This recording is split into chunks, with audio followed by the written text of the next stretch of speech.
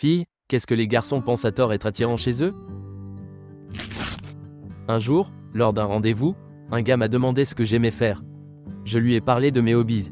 Quand je lui ai retourné la question, il a répondu avec un air suffisant: j'aime faire des trucs salaces la nuit. Je vous jure, si je pouvais faire tourner mes yeux à 360 degrés, je l'aurais fait. Sérieusement, tes tentatives de te vanter d'avoir une vie sexuelle active ou de savoir comment t'y prendre au lit ne m'excitent pas du tout. Dire du mal des autres mecs pour essayer de paraître mieux qu'eux. Se parfumer à outrance, ça concerne autant les hommes que les femmes. Si tu passes près de moi et que je peux littéralement goûter ton parfum, c'est trop. J'ai posé la question à ma copine, et elle a répondu sans hésiter: leur pénis. Les pénis et les vagins sont à la fois fascinants et répugnants, tout dépend de l'humeur de celui ou celle qui les regarde. Faire des compliments en rabaissant d'autres femmes, du genre: elle est trop maigre, ses seins sont sûrement refaits. Moi, j'aime les femmes élancées comme toi. Ça me rappelle le fameux « tu n'es pas comme les autres filles ». C'est bizarre d'entendre un mec juger une fille que je ne connais même pas. Dis juste que j'ai un super corps, ça suffit. Réponse: je suis venu ici pour dire la même chose. Ça sonne comme « je te compare tout le temps aux autres, mais elles ne sont pas aussi bien que toi, alors félicitations, je t'ai choisi. » Parler de ces par exemple, surtout si elles étaient toutes folles. Sérieusement, toutes, intéressant, qu'avaient-elles en commun?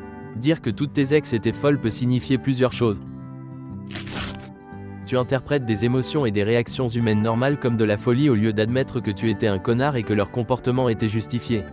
Tu es tellement un connard que tu rends littéralement folles les femmes avec qui tu sors, et ça peut correspondre au premier point. Tu cherches consciemment ou inconsciemment des femmes émotionnellement instables. Tu as vraiment pas de chance, mais ça, c'est purement théorique.